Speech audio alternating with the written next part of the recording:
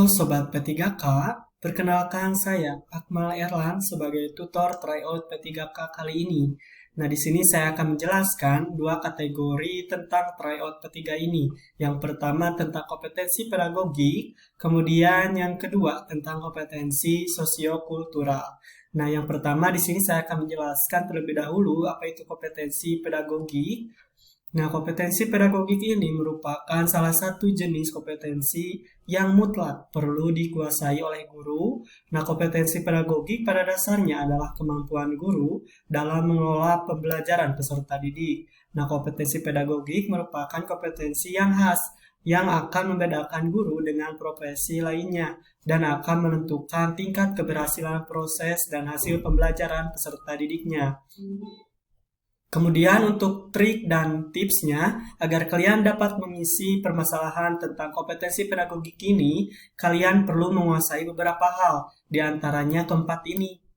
Nah, yang pertama di sini adalah menguasai karakteristik peserta didik. Nah, tentunya sebagai seorang guru, kita perlu menguasai tentang karakteristik tentang peserta didik tersebut ya. Nah, kemudian yang nomor dua adalah menguasai teori belajar dan prinsip-prinsip pembelajaran yang mendidik. Yang ketiga, kemudian pengembangan kurikulum. Dan yang keempat adalah kegiatan pembelajaran yang mendidik. Nah, maka dari sana kita langsung saja ya pada contoh soal tentang kompetensi pedagogik ini.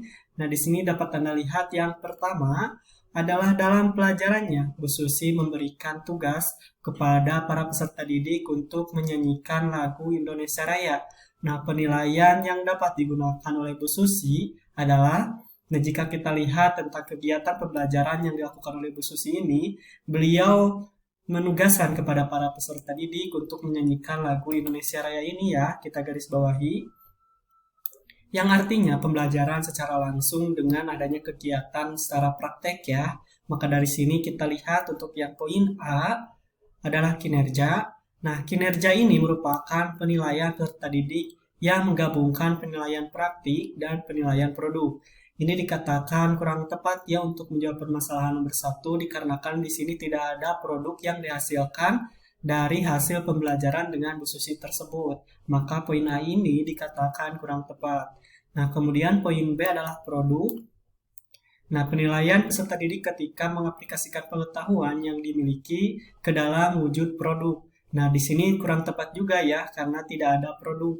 Nah, kemudian poin C adalah portofolio. Nah, portofolio ini merupakan penilaian peserta didik dengan mengumpulkan semua hasil karya peserta didik yang telah dibuat. Jadi, ini hasil kumpulan dari berbagai hasil karya peserta didik ya untuk penilaian portofolio ini.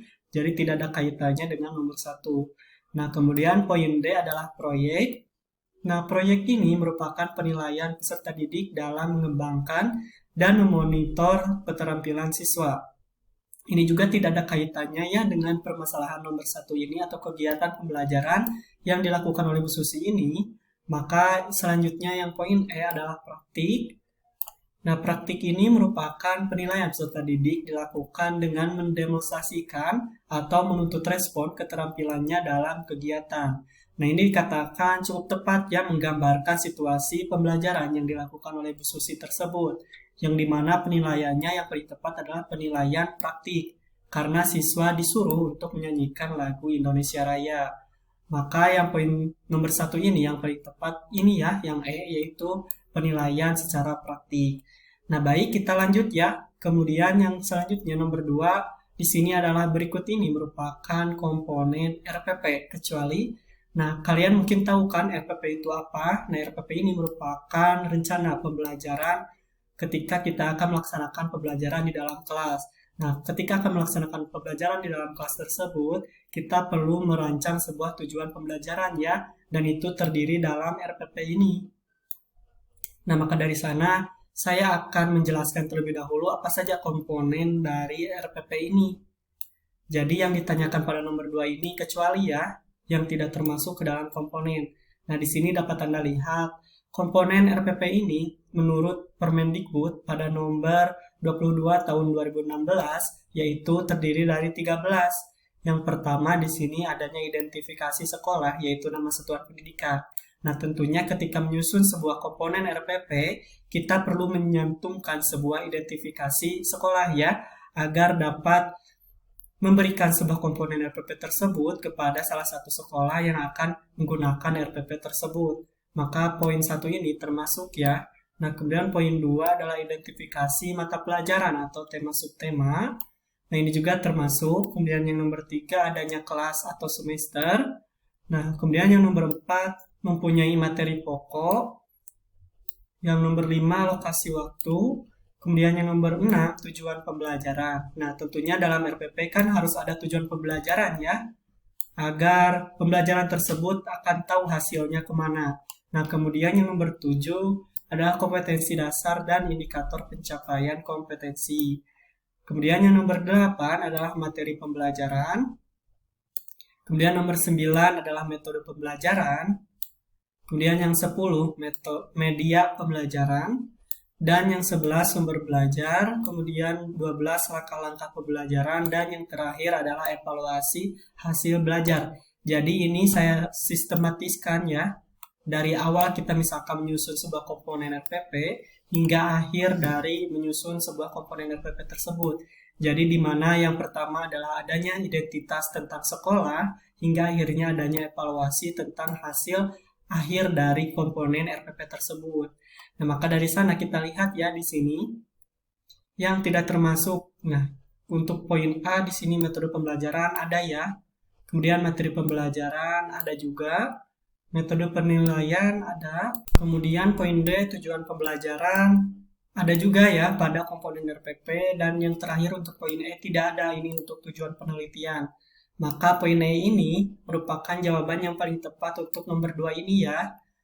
Nah, mungkin sekian untuk pembahasan pada kategori komponen ataupun kompetensi pedagogi. Nah, selanjutnya kita akan belajar tentang kompetensi sosiokultural. Nah, apa itu kompetensi sosiokultural ini?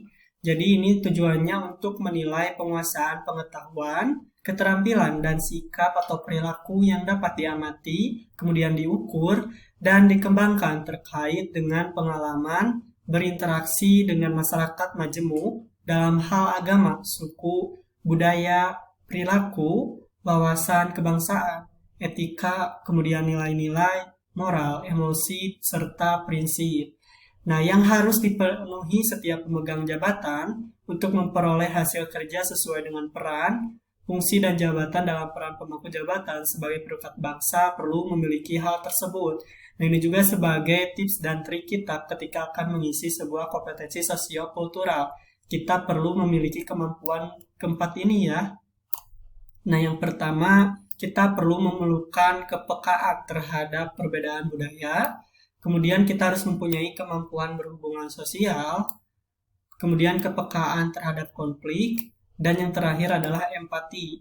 Nah, keempat ini halnya penting ya dalam kompetensi sosiokultural ini. Nah, baik kita beralih langsung ya kepada contoh soal untuk kompetensi sosiokultural ini.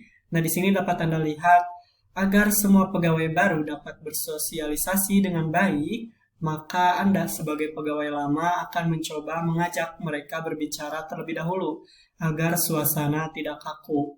Nah, kegiatan pada nomor 3 ini dikatakan sebagai kegiatan yang cukup positif ya, di mana misalkan kita sebagai pegawai lama mengajak untuk berbicara ataupun berinteraksi dengan pegawai baru agar dapat beradaptasi secara cepat ya, ataupun bersosialisasi dengan baik. Nah, maka dari sana kita bisa memilih poin A sebagai isinya, yaitu sangat setuju.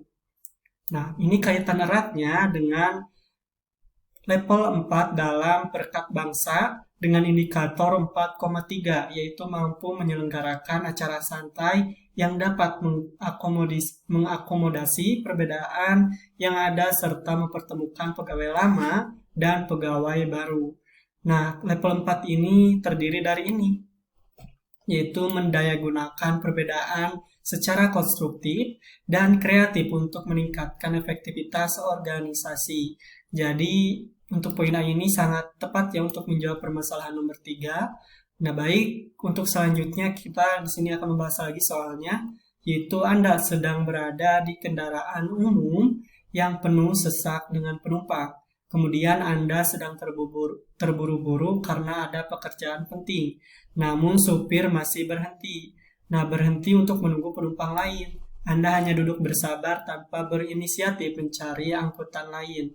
Ini dikatakan pada peristiwa nomor 4 ini, tentunya misalkan kita sedang terburu-buru ya dikarenakan ada pekerjaan penting, tentunya kita perlu memiliki inisiatif untuk mencari angkutan lain. Sedangkan di sini kita hanya duduk bersabar menunggu penumpang lain penuh gitu. Sedangkan kan di sini ibaratnya supir tersebut masih menunggu penumpang lain agar dapat berjalan kepada tujuan yang diharapkan kan. Sedangkan di sini kita masih menunggu penumpang yang lain. Maka mungkin dari sana kita dapat terlambat ketika ada pekerjaan penting tersebut. Maka dari sana kita dapat memilih poin E sebagai jawaban nomor 4 ini, yaitu sangat tidak setuju. Dikarenakan ini kaitan eratnya dengan level ke-1 perekat bangsa dengan indikator 1,2, yaitu belajar tentang perbedaan yang ada di masyarakat dengan tidak memaksakan agar supir berangkat. Namun inisiatif yang bisa kita lakukan adalah mencoba untuk mencari angkutan lain. Nah, isi dari level 1 ini merupakan peka memahami serta menerima kemajemukan. Sedangkan di sini kita tidak bersikap peka ya, malah hanya duduk bersabar saja. Maka poin E ini dikatakan paling tepat untuk menjawab permasalahan nomor 4. Nah, baik, kita lanjut lagi ya. Nah, di sini nomor 5 adalah agar bisa ikut kegiatan perkemahan di lereng gunung, maka Anda langsung ikut saja tanpa meminta izin orang tua. Nah, ini dikatakan peristiwa pada nomor 5 ini tidak tepat ya, ataupun kurang baik. Karena bagaimanapun kita perlu meminta izin kepada orang tua, agar orang tua tidak khawatir kepada kita ketika kita akan melakukan kegiatan perkemahan yang dimana dilakukan di lereng gunung. Nah, ini merupakan hal yang cukup curam ya. Maka dari sini kita perlu adanya komunikasi dengan orang tua bahwa kita akan berkemah di lereng gunung. Nah, maka yang paling tepat kita di sini dapat memilih poin E sebagai isinya ya, yaitu sangat tidak setuju. Nah, ini kaitan eratnya dengan level ke-1 perekat bangsa dengan indikator 1,2.